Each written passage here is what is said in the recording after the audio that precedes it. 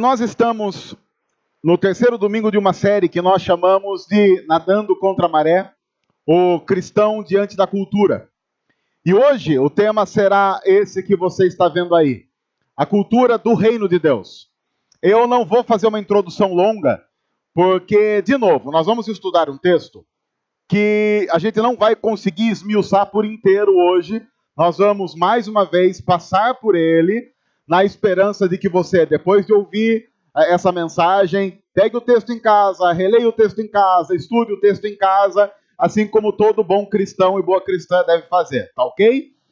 Eu apenas quero dizer, para começar essa mensagem, antes de nós já irmos para o texto, que uma das grandes questões que sempre aparecem quando nós falamos sobre cultura, quando nós falamos sobre o cristão vivendo a cultura do reino de Deus nesse mundo complicado em que nós estamos, sempre perguntas do tipo, o que eu posso, o que eu não posso fazer, começam a aparecer. Sabe aquela religião do pode e não pode?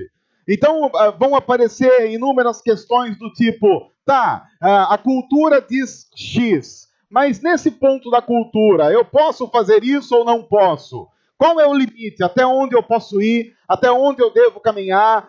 Até onde eu vou estar pisando num solo que Deus ainda vai se agradar daquilo? A partir de que ponto eu vou para um solo que não é um solo muito cristão? Todas essas questões vão aparecendo quando nós falamos sobre cultura, que basicamente vai se resumindo assim.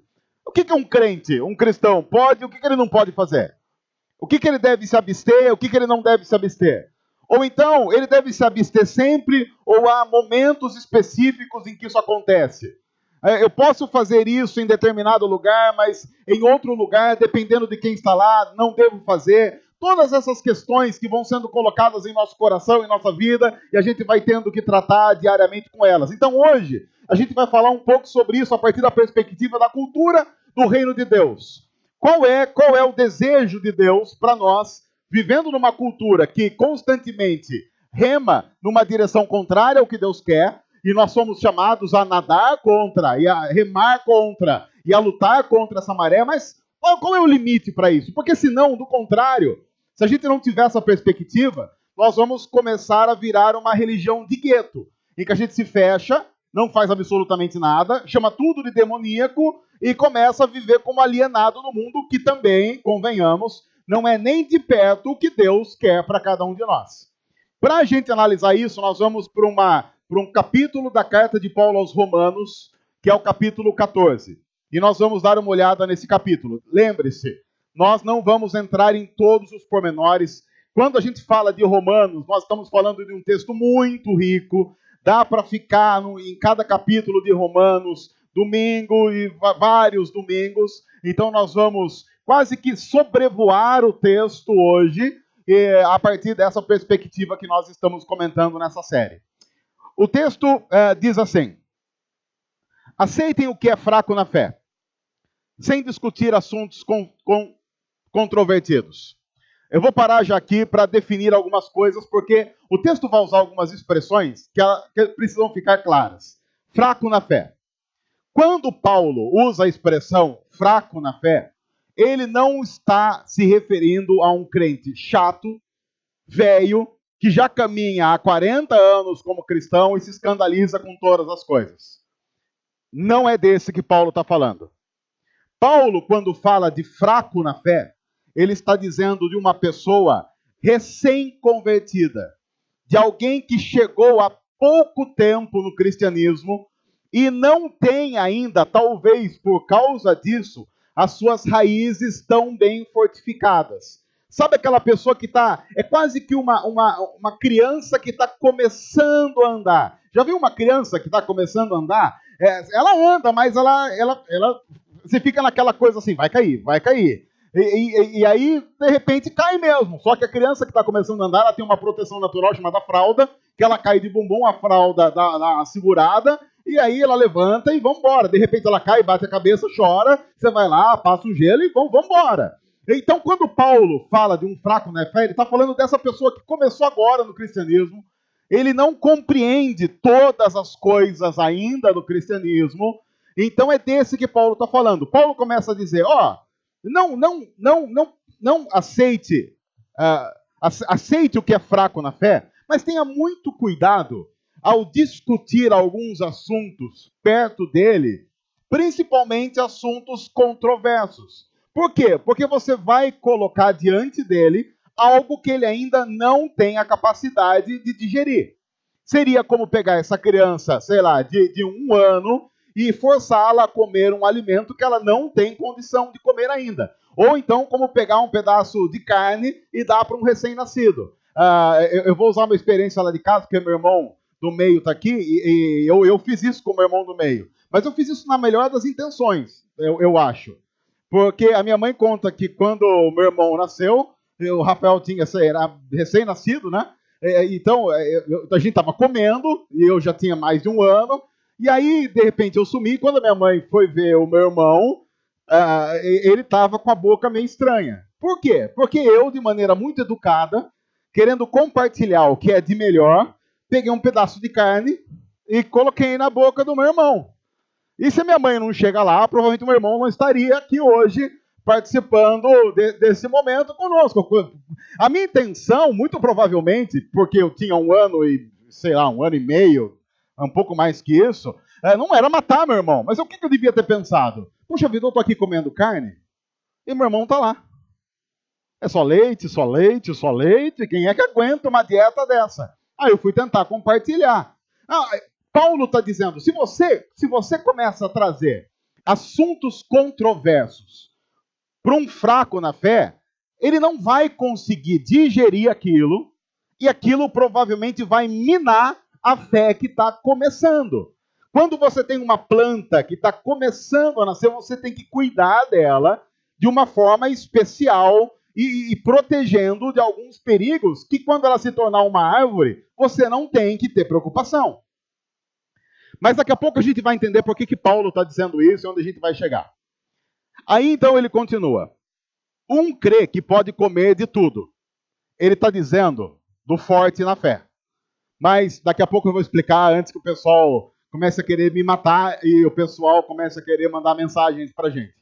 Um crê que pode comer de tudo. Já outro, cuja fé é fraca, come apenas alimentos vegetais. Não, Paulo não está dizendo que o vegetariano é fraco na fé. Por quê? Você tem que lembrar o contexto. Paulo está escrevendo num contexto em que o único lugar em que você conseguia comprar carne era o templo pagão. Então não tinha açougue. Se você queria comer carne, então, hoje vamos fazer um churrasco. Você tinha que ir a um templo pagão, e as carnes que sobravam dos sacrifícios que eles faziam aos deuses eram vendidas num tipo mercadinho ali do templo. Então você ia lá pro templo, pro Deus, não sei o que lá, tinha uma sala que você falava, sobrou alguma carne aí do culto de ontem à noite? Sobrou aqui uma picanha. Então você pegava a picanha, comprava, levava para casa e fazia um churrasco. Então, o que o pessoal começou a ter crise? Mas espera aí, cristão pode ou não pode comer dessa carne? E agora? Porque o pessoal começou a entrar nessa celeuma de pode, não pode, deve, não deve, e aí isso começou a criar uma série de divisões, inclusive, na igreja. Por quê? Porque alguns crentes viam outros crentes comendo carne, sabiam que aquela carne só podia ter vindo da sobra de um culto pagão, e começavam a se escandalizar com aquilo. E aí, então, Paulo está definindo o seguinte: há pessoas que, por compreenderem que Deus é maior do que tudo isso, porque Paulo, ele chega a dizer, olha, para mim, Paulo dizendo, para mim não há nenhum problema ir lá comprar essa carne e comer. Porque não importa o que você vai comer, você ora, está abençoado. Então a oração abençoa, come. Paulo diria, você achou um frango assado ali na encruzilhada? Se você tem certeza que o frango está bom e está com fome, pega uma coxa, tira um naco ali e vamos embora. Mas dá uma orada antes ali, ora e beleza, e a oração santifica a coisa toda ali.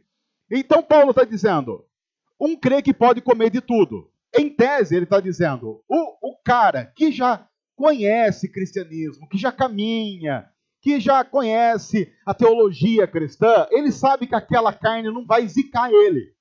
Ele tem a consciência de que não é aquilo que vai destruir a fé dele. Ele sabe que aquela carne não é mais forte, mais poderosa do que o Deus que nós cremos. Então ele vai lá, compra de boa, come de boa, e se ele for na casa de alguém que estiver fazendo churrasco e ele sabe que aquela carne veio de onde veio, ele vai lá e come, tranquilamente. Mas já tem outro, cuja fé é fraca, mas vamos voltar. Para Paulo, quem é o fraco na fé? É o recém-convertido. É o que está começando.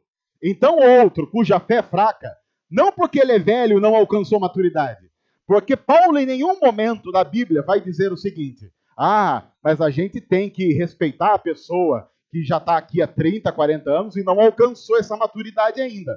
Paulo, quando vai tratar desse mesmo assunto aos coríntios, diz assim: olha, vocês são um bando de sem vergonha. Eu deveria estar tratando de assuntos espirituais com vocês, e porque vocês são um bando de sem vergonha, que não cresce, não amadurece, eu tenho que dar leitinho para vocês.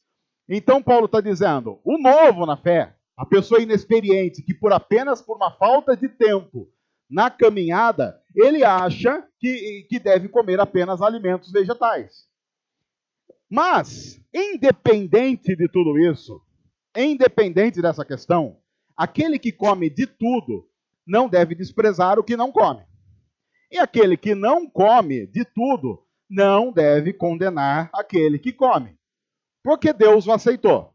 Então Paulo começa a dizer, presta atenção, se você come de tudo, não despreze quem ainda não tem a capacidade de fazer isso.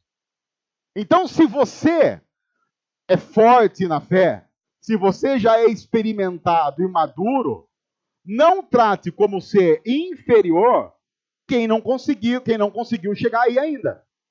E se você é novo e não consegue compreender essas distinções, não condene aquele que come. Bom, eu tive pensando sobre essa mensagem e eu pensei em fazer uma série de analogias com um monte de coisa que a gente diz que pode, que não pode, no quesito alimento e bebida, mas eu falei, eu não vou fazer isso, porque o ruído a ser gerado vai ser maior do que a mensagem.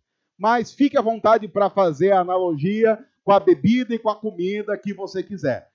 Para bom entendedor, eu estou falando de bebida alcoólica? Estou. Se enquadraria muito bem aqui no texto? Se enquadraria. Mas a questão é a mesma, trate a partir dessa perspectiva e vamos embora. Aí Paulo vai dizer, quem é você para julgar o servo alheio? É para o seu Senhor que ele está de pé ou cai, porque a relação dele tem a ver com ele e Deus. Agora, deixa eu lembrar de uma coisa. Esse texto aqui, ele é um dos textos muito mal usados, principalmente por pessoas que não conhecem o cristianismo, para dizer assim, tá vendo, você não pode julgar ninguém. Não é isso que Paulo está dizendo. Porque, inclusive, em outros textos da Bíblia, Paulo diz assim, em Coríntios, porque havia umas dissensões na igreja, e aí tinha gente da igreja colocando algumas questões que ele tinha com o irmão na justiça comum. Aí Paulo diz assim, olha gente, é uma vergonha um irmão processar o outro, porque vocês vão para o tribunal, vocês são irmãos em Cristo, vai ficar feio. Aí Paulo diz assim lá em Corinto, olha, vocês não conseguem julgar as pendências entre vocês? Julguem as pendências entre vocês à luz da Bíblia. Aliás, Paulo dizendo lá em Corinto, não se esqueçam que vocês têm que estar acostumados a julgar, porque vocês vão julgar anjos. Então aquele pessoal que diz assim, não pode julgar, não pode... Não. Todo o contexto em que Paulo diz que não pode julgar, ele está falando de um contexto específico. Nesse texto especificamente ele está dizendo o quê? Não julguem a qualquer pessoa pelo que ele come ou pelo que ele não come, ou pelo que ele bebe ou pelo que ele não bebe. Paulo está falando especificamente de comida e bebida. Não julguem. Ele está dizendo, olha, quem é você para julgar o servo alheio? Para o seu Senhor que ele está de pé ou cai. Então ele está falando especificamente dessas questões. E ficará de pé, pois o Senhor é capaz de o sustentar. E aí ele abre um pouco a questão dizendo, há quem considere um dia mais sagrado que o outro. Há quem considere iguais todos os dias. Eu lembro de uma época em que no domingo, e acho que alguns aqui são crentes dessa época, em que o crente, dependendo da igreja que ele fizesse parte, se ele fosse visto num cinema no domingo, ele era execrado. Por quê? Porque o domingo era considerado dia exclusivo para fazer coisas ligadas à igreja. Então você não podia ir para um cinema, você não podia ir assistir um futebol, você tinha que fazer coisas relacionadas única e exclusivamente a culto. E até hoje há algumas igrejas que fazem assim. No entanto, há outras igrejas que dizem, não, o preceito por trás do dia do Senhor é que você tenha um dia de descanso e tenha pelo menos um dia na semana em que você pare para pensar mais em Deus, mais no que nos outros dias, por uma questão de tempo, por uma questão de agenda, por uma questão de correria. O que Paulo diria? Paulo diria assim, olha, tem gente que considera um dia mais sagrado que o outro. Tem gente que considera todos os dias iguais. Tem gente que acha que um dia é mais sagrado. Tem gente que acha que todos os dias são sagrados. Cada um deve estar, e aí Paulo vai dizer, cada um deve estar plenamente convicto em sua própria mente. Aquele que considera um dia como especial, pois o Senhor assim o faz. Aquele que come carne, come para o Senhor, porque dá graças a Deus. E aquele que se abstém, se ele também dá graças a Deus pelo alimento que ele vai comer, então tá ótimo, tá beleza. Para o Senhor ele também se abstém. Paulo está dizendo, você come carne? Você agradece a Deus pela carne? Ótimo, então você está comendo aquilo para Deus. Você não come? Você come, sei lá, você come só abobrinha? Ótimo. Você agradece a Deus? Então você está comendo aquilo para Deus. Então ótimo. Então vamos parar de ficar discutindo se vai comer carne ou se vai comer abobrinha. Pois nenhum de nós, em tese, vive apenas para si. E nenhum de nós morre apenas para si. Se vivemos, vivemos para o Senhor. E se morremos, morremos para o Senhor. Assim, quer vivamos, quer morramos, pertencemos ao Senhor. Por essa razão, Cristo morreu e voltou a viver, para ser o Senhor de vivos e de mortos. Ele é o Senhor daqueles que vivem, ele é o Senhor daqueles que morreram, e não há ninguém que não esteja debaixo do senhorio de Cristo. Portanto, você, veja, Jesus é o Senhor de todos. E ele está falando claro, porque ele está limitando aqui o texto especificamente à igreja. Por essa razão, portanto, você, por que julga o seu irmão? Por causa de comida ou bebida. E agora por causa de dia santo ou dia não santo. E por que despreza o seu irmão? Por causa de bebida, comida e dia santo. Pois todos compareceremos diante do tribunal de Deus. Porque está escrito, por mim mesmo jurei, diz o Senhor, diante de mim todo joelho se dobrará e toda língua confessará que sou Deus. Assim, cada um de nós prestará contas de si mesmo a Deus. E aí ele vai repetir um pouco o argumento. Portanto, deixemos de julgar uns aos outros. Eu vou repetir o argumento de novo. Sobre o quê? Deixemos de julgar uns aos outros por causa do que a gente come, por causa do que a gente bebe e por causa de dia mais santo ou dia menos santo, seja ele lá qual for. Em vez disso, e agora o bicho começa a pegar. Em vez disso, por quê? Porque se ele para aqui, o pessoal que come vai pensar assim, eu vou comer mesmo. E o pessoal que não come vai falar assim, eu vou comer mesmo. E aí o que vai começar? Uma guerra santa dos que comem e dos que não comem. O pessoal que acha que todo dia é santo vai fazer questão de justamente no domingo para provocar quem não acha e talvez sair pelado na rua. No domingo, só porque é domingo. E quem acha vai fazer questão de tentar matar aquele que sai pelado na rua no domingo. E por aí vai. Não, eu não estou exagerando, porque a gente já está na beira de ver isso acontecer. Aí Paulo diz, você não fica julgando. Mas também você não vive do jeito que você quer. Porque nós, cristãos, não podemos sair de uma ponta e ir para outra ponta, porque isso não vai demonstrar a cultura do reino de Deus. Daqui a pouco nós vamos chegar nesse ponto. Em vez disso, façamos o propósito, tanto forte, e talvez agora mais para o forte, e minimamente para o fraco na fé, de não colocar pedra de tropeço ou obstáculo no caminho do irmão. Como alguém que está no Senhor, e ele vai dizer dele, eu tenho plena convicção de que nenhum alimento é por si mesmo impuro. Paulo, na verdade, está dando uma dica dizendo assim, eu comeria carne de boa. Se você me levar na sua casa e servir a carne, eu vou comer. Porque eu, Paulo dizendo, por mim mesmo, tenho a convicção de que nenhum alimento tem a capacidade de, por si só, ser impuro.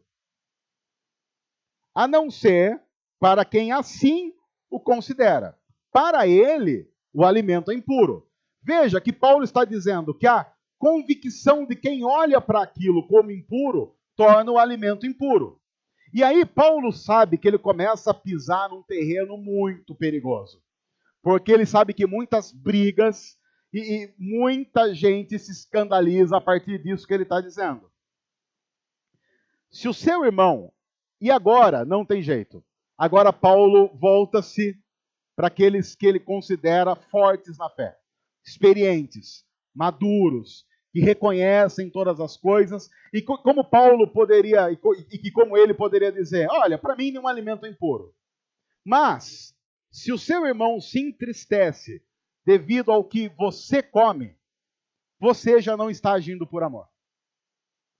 Paulo está basicamente dizendo assim, se você sabe que você está numa mesa com alguém que é fraco na fé e que não tem a maturidade que você tem, não tem a convicção que você tem, não conhece a palavra o tanto quanto você conhece, e você, sabendo de tudo isso, coloca um pedaço de carne no seu prato, você não está agindo de maneira adequada. Porque se você come algo, ou bebe algo, ou faz qualquer coisa, sabendo que você está entristecendo um fraco na fé, você não está agindo com o amor e com o cuidado que um fraco na fé merece.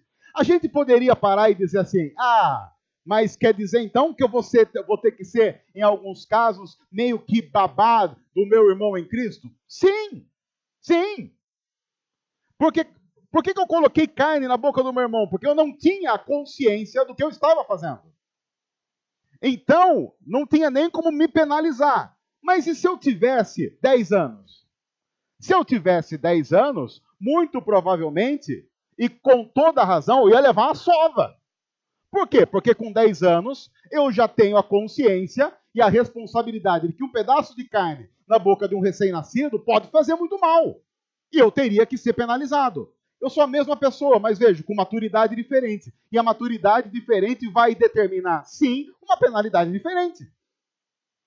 Paulo está dizendo, então tome muito cuidado, você que se considera forte na fé, porque você vai ter que ter muito mais atenção com aqueles que são fracos na fé. Se você está, e de novo, é importante dizer, se você está pensando assim, é por isso que eu não posso fazer aquilo, porque tem aquela pessoa é um recém-convertido, é um cristão novo, é alguém que não tem maturidade, então sim. Se é aquele crente velho que é chato e não aprendeu a lidar com maturidade as questões da vida, não é desse que Paulo está dizendo. Por causa da sua comida, ou da sua bebida, ou do seu dia mais santo ou menos santo, não destrua o seu irmão por quem Cristo morreu. Não tem sentido, não faça isso. Não use da sua liberdade de uma tal forma que um irmão novo na fé morra por causa da sua liberdade.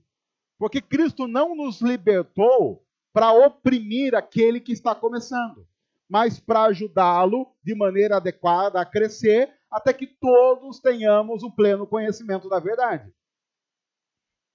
Aquilo que é bom para vocês, não façam com que se torne objeto de maledicência.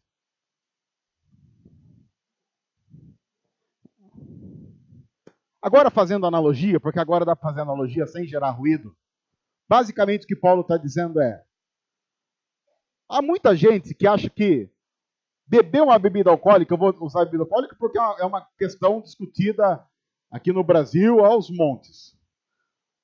Tem muita gente, muito cristão, que acha que tomar uma cerveja, um vinho, uma cachaça, conhaque, vodka, Steinhagers, uísque, e por aí vai, não tem problema nenhum. Só que Paulo está dizendo, mas há momentos em que mesmo a pessoa que em tese tem maturidade para saber os seus limites para fazer isso, não deveria fazê-lo. Principalmente se estiver diante de alguém que você sabe que pode usar aquilo de maneira imatura. Trocando em miúdos, eu particularmente, agora vou assumir o risco de trazer uma opinião pessoal e ser criticado por isso, mas vou assumir o risco. Eu não tenho crise com bebida alcoólica. Eu não tenho. Mas tenho crise com beber um gole sequer de bebida alcoólica na frente de alguém que eu sei que tem problema de alcoolismo. E acho que um cristão maduro não deveria nem pegar numa lata de cerveja na frente de alguém que tem problema de alcoolismo. Por causa dele mesmo? Por causa da minha imagem? Não. As favas com a minha imagem. Eu estou preocupado com a imagem de Cristo. E estou preocupado em proteger alguém que claramente tem alguma debilidade naquela área. Se eu sei que aquela pessoa tem um gatilho, e o gatilho é aquele, por que eu vou colocar o revólver na mão daquela pessoa? Eu não preciso fazer isso. Eu posso fazer isso de muitas outras maneiras. O que Paulo está dizendo é, o que vai determinar o que você pode, o que você não pode fazer, tem a ver com uma das coisas principais do cristianismo, o amor ao próximo. Mas lembre-se, nós não estamos falando daquele que não quer crescer. Nós estamos falando daquele que é novo, daquele que tem debilidades. Até porque, e agora, antes da gente entrar no versículo seguinte, que é um ponto central, há uma coisa a ser definida de maneira clara. Quando a gente entra nesse tipo de discussão, para mim, sabe qual é a discussão que está subjacente a tudo isso? Quem é mais e quem é menos espiritual. No fim, para mim, a discussão é, eu, como consigo beber dentro de limites, sou mais espiritual de quem não consegue beber. E quem não consegue, quem não bebe, vai dizer que é mais espiritual do que quem bebe. Então tem o cara dizendo assim, então, sei lá, de repente vamos chutar que o Joed não beba. Uma suposição. Aí eu vou dizer assim, o Joed é fraco, porque ele não suporta isso. Eu sou muito mais maduro, muito mais espiritual, porque eu consigo fazer algumas coisas que ele não consegue. Então, na verdade, ao beber, eu estou tentando mostrar para ele que eu sou mais espiritual que ele. E ele, no entanto, em contrapartida, vai pensar assim, se o Marquito fosse espiritual de verdade, ele não beberia. Por quê? Porque o álcool faz isso, o álcool faz aquilo e por aí vai. Então, automaticamente, quem não bebe é mais espiritual do que quem bebe. E aí nós vamos ficar a vida inteira brigando e entrando numa luta completamente insana, tentando mostrar um por outro, a partir de quem come, quem não come, quem bebe, quem não bebe, quem é mais e quem é menos. É por isso, e sabendo que provavelmente a gente inevitavelmente ia chegar nessa questão, Paulo vai dizer assim, pois o reino de Deus, e isso é importante, o reino de Deus não tem a ver com comida e não tem a ver com bebida. Enquanto a gente fica discutindo isso, nós não estamos discutindo o reino. Porque por trás do coração pecaminoso da gente, deturpado pelo pecado, a gente vai tentar mostrar quem é mais e quem é menos. O reino de Deus não tem a ver nem com comida, nem com bebida. Mas tem a ver com 3 pontos importantes que Paulo vai tratar. O reino de Deus tem a ver com justiça, paz e alegria no Espírito Santo. Uma coisa importante então para a gente definir. Quem é mais justo? Quem bebe ou quem não bebe? Porque se o reino de Deus tem a ver com justiça, então nós temos que definir quem é mais justo. E nós então temos que partir desse princípio que Paulo está tratando. Quem é mais justo? Quem come carne ou quem não come? Quem bebe ou quem não bebe? Quem faz X no domingo ou quem não faz X no domingo? E aí? Porque a gente então tem que definir isso para saber e dizer, não, então, se o reino de Deus tem a ver com justiça, então vamos ver quem é mais justo. É interessante porque no mesmo livro, na mesma carta de Paulo aos Romanos, Paulo diz assim, não há justo, nenhum sequer. É importante que Paulo diga isso no mesmo contexto em que ele está tratando disso. Porque Paulo está dizendo, gente, só tem uma coisa que a gente vai lembrar aqui, inclusive, para dar vazão a essa coisa toda que a gente está dizendo. Vocês estão ligados que não tem justo aqui, né? Porque tanto quem come como quem não come, quem bebe como quem não bebe, como quem descansa e quem não descansa, como quem guarda o sábado, não guarda, guarda o domingo, não guarda o domingo, não importa. Tanto um quanto o outro está imerso numa porcaria por si só chamado pecado. Todos pecaram, estão destituídos da glória, da majestade e do próprio Deus. Não há justo, nenhum sequer. Então, todas as vezes em que nós vamos tentar demonstrar a nossa espiritualidade a partir do que nós fazemos, nós vamos falhar. É por isso que uma das coisas importantes do cristianismo é não confiarmos no que nós fazemos, mas confiarmos no que Cristo fez. A nossa justiça não está no que nós fazemos. A nossa justiça está no que Cristo fez. Ele é a nossa justiça e é Ele que nos torna justos. É por isso que qualquer pessoa que tente demonstrar que é alguma coisa através daquilo que faz ou deixa de fazer, vai sempre falhar, porque a gente sempre vai errar no que faz e sempre vai errar no que deixa de fazer. Vai ter sempre um ponto em que nós estaremos falhando. É por isso, inclusive, que a comunidade dos santos, chamada igreja, existe como uma protetora daqueles que são fracos, dizendo, já que você é fraco nessa área, nós vamos cuidar de você desse jeito. É por isso que na história da igreja, sempre foi importante para a igreja tratar daqueles que têm dificuldades. De maneira muito assertiva, muito correta e bíblica. Para que a gente faça o quê? Proteja. Tem a ver com proteção. Às vezes as pessoas perguntam assim para a gente, por que vocês, lá no juntamento, sendo uma igreja diferente, são filiados a uma denominação histórica? O que vocês ganham com isso? O que a gente ganha com isso? Proteção. Proteção contra nós mesmos. Porque eu creio que uma igreja deixada para caminhar sozinha é uma questão de tempo para fazer besteira. E você está debaixo de uma organização que vai, inclusive, supervisionar você, é uma proteção contra nós mesmos. Porque nós não podemos partir do pressuposto de que nós não teremos problema na condução de qualquer coisa. E é por isso que Paulo está dizendo, então, a cultura do reino de Deus tem a ver, primeiramente, não com aquilo que você faz, mas com o que Jesus fez. Esse é o primeiro aspecto fundamental da cultura do reino. Igrejas que vão exercer a cultura do reino são aquelas que param de discutir o pode ou não pode, vão partir do pressuposto de que ninguém presta e que por isso precisam loucamente e desesperadamente de Jesus.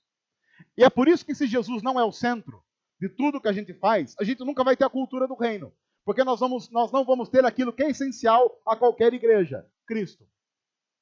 E aí Paulo diz, mas não é apenas isso.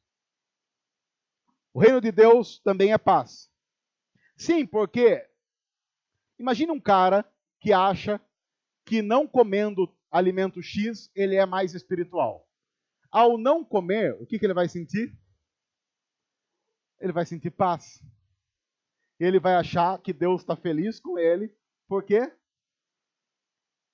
Porque ele não tomou um copo de cerveja. Ou porque ele não comeu um pedaço de carne. Então, como ele não fez isso, ele está em paz.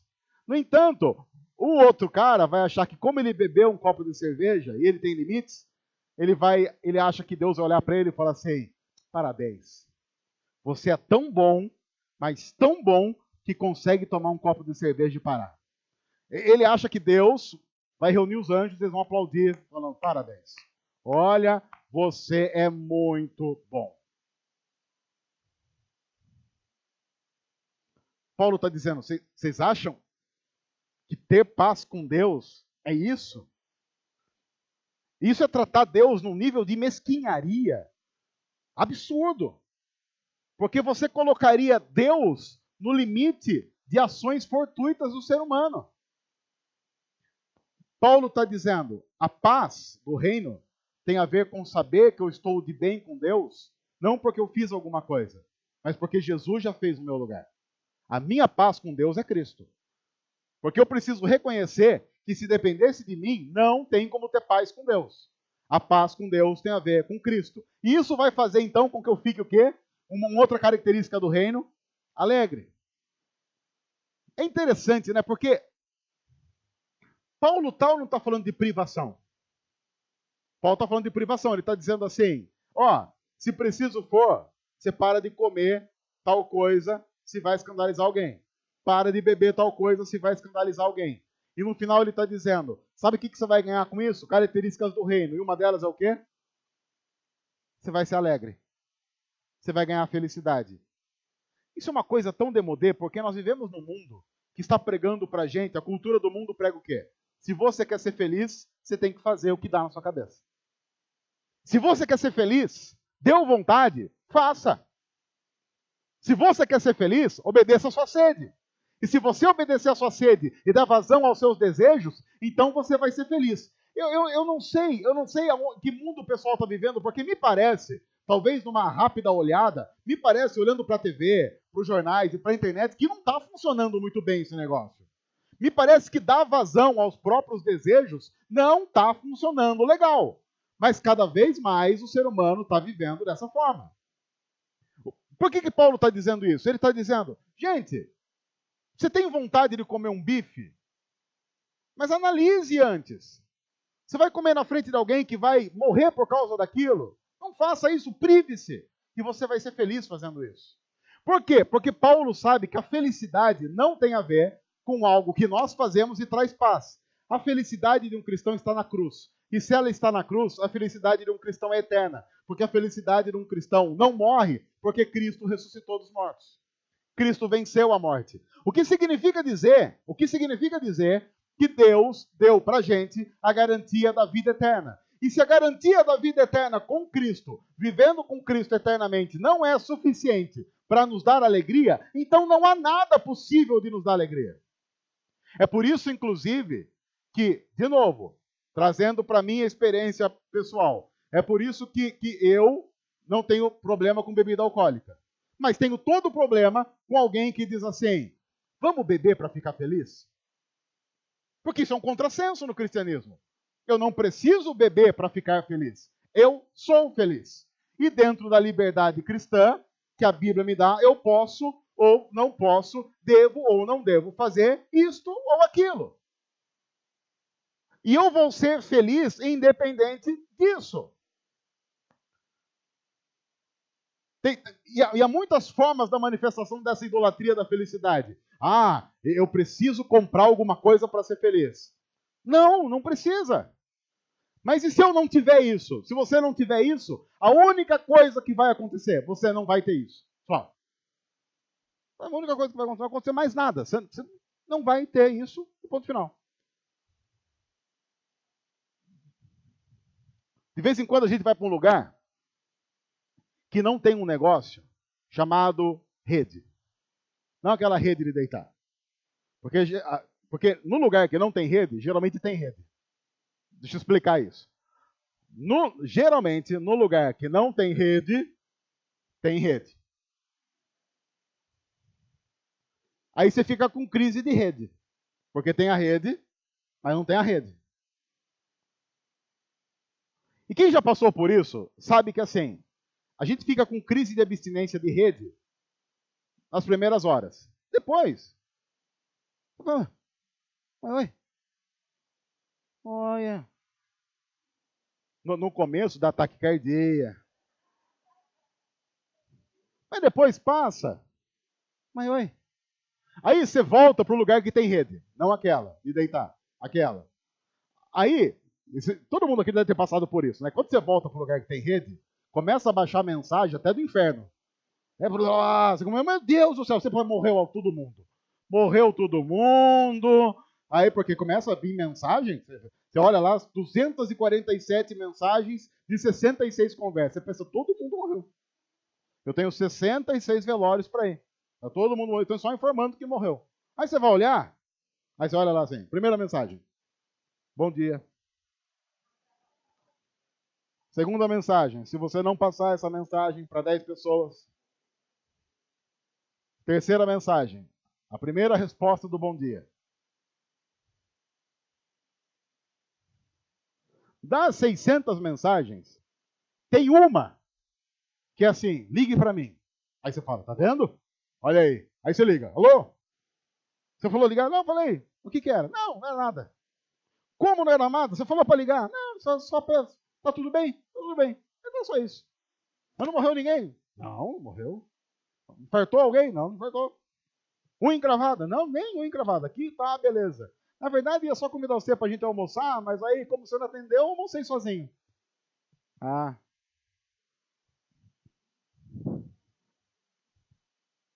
A gente não precisa de rede. A gente precisa de rede. Para descansar. Porque quando a gente descobre que consegue viver sem algumas coisas que a nossa cultura diz que você obrigatoriamente tem que ter para viver, você se sente a pessoa mais livre do mundo. Porque você não precisa mais nem voltar para casa desesperado se esquecer o celular. Porque, lembram, quando não tinha celular, por exemplo? As pessoas não morriam por não ter o celular. E eu lembro que quando chegou o celular, que era aqueles tijolos que se caía no pé, a pessoa tinha que amputar o pé. Lembra daquilo? Aquilo é um negócio, se abria em 3. Claf, claf. Aquilo abria. Tem gente que ficou com tendinite de celular. Não... Tem gente que treinava bíceps. Vamos lá, treinando bíceps aqui com o celular. E quando começou o celular, a pessoa andava com aquilo e o celular era a nova pochete. Era a pochete versão anos 90. A gente falava assim, ai, que ridículo. Eu lembro a primeira vez que eu vi alguém andando na rua para pegar o busão com o celular. Eu falei, mas o que é isso? Eu dei risada, hoje eu faço isso direto. Por quê? Porque a gente vai se vendendo a cultura. Por quê? Porque a cultura nos ensinou direitinho que sem isso você não vive. Sem isso você não é ninguém. E se você chegar para alguém e falar assim, eu não tenho celular, a pessoa vai olhar para você e falar, o que é isso? Você não tem um celular? Como é que a gente vai entrar em contato com você?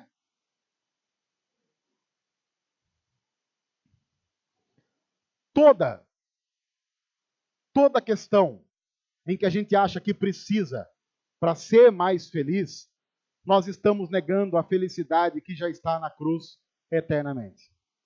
Claro que eu não estou dizendo para você virar um ermitão e abrir mão de tudo. Não, eu não estou dizendo. Mas se você quiser, faça também.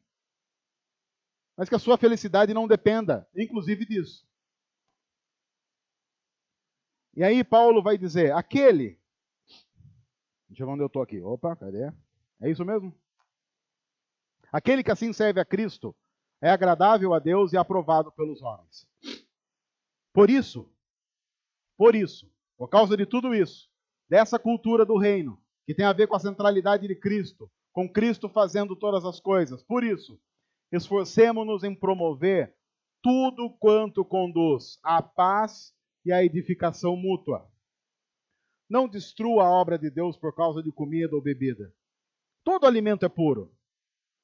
Mas é errado comer qualquer coisa que faça os outros tropeçarem. Olha que fantástico o Paulo dizendo isso.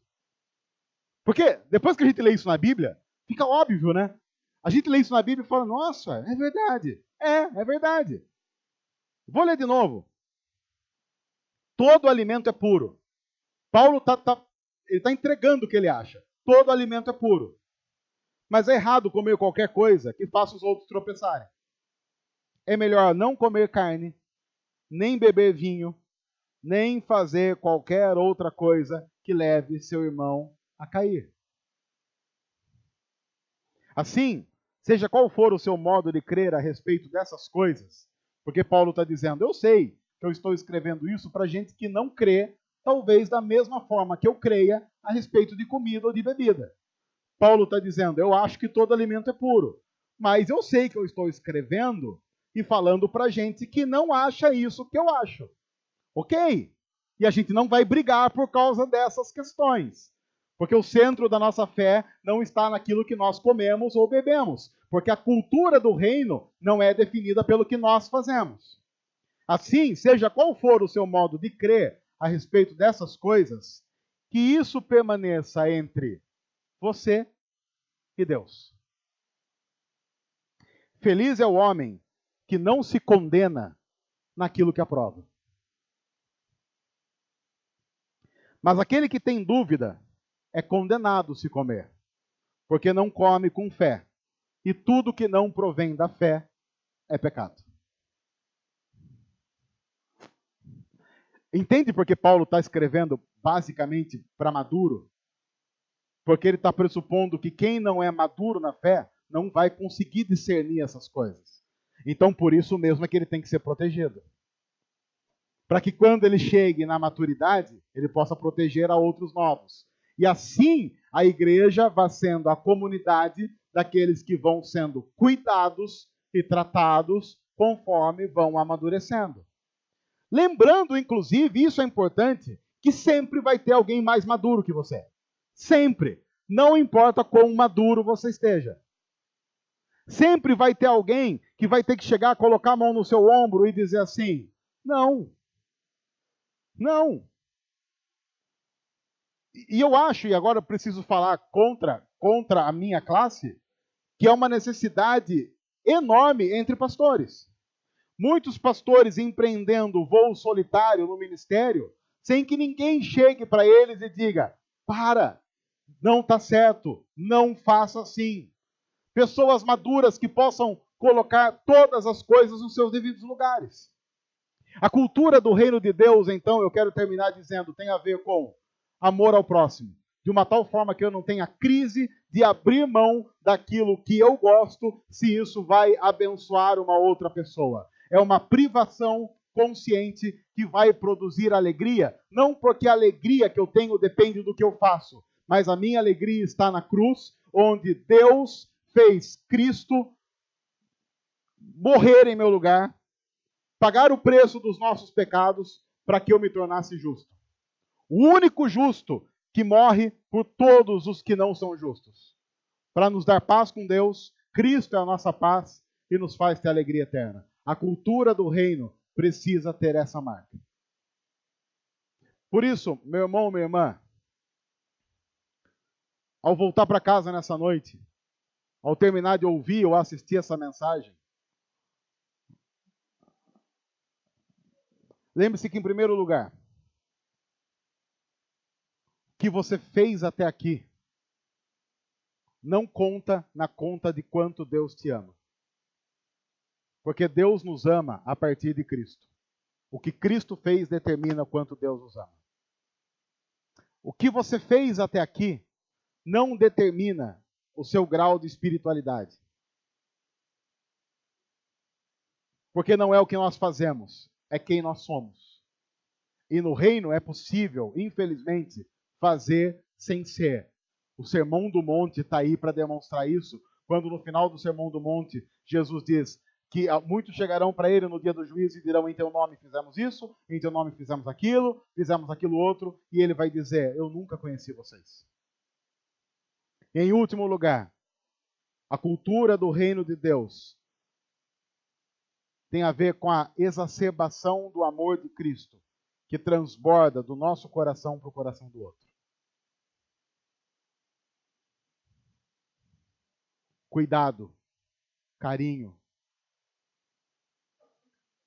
E talvez poucos lugares no mundo tenham a capacidade de fazer isso tanto quanto uma igreja local.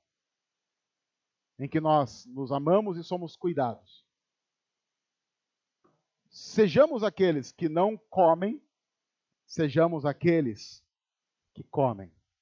Desde que todos, como Paulo diz, façam isso para Deus. É por isso que não importa o que você faça. Faça de uma tal forma que você possa chegar no fim do dia, pegar tudo que você fez, colocar na palma da mão e dizer assim, Jesus, é teu, fiz para o Senhor. Se há qualquer coisa na vida que você faz, que você não pode dizer no final do dia, eu fiz para o Senhor, não faça.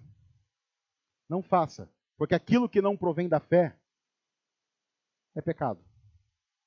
Se você tem qualquer dúvida de que não pode apresentar aquilo para Deus no fim do dia, não faça. Abstenha-se. E tenha plena certeza que nós, no fim do dia, seremos recompensados pela alegria eterna que emana da cruz. Que Deus os ajude e que Deus os abençoe a viver assim.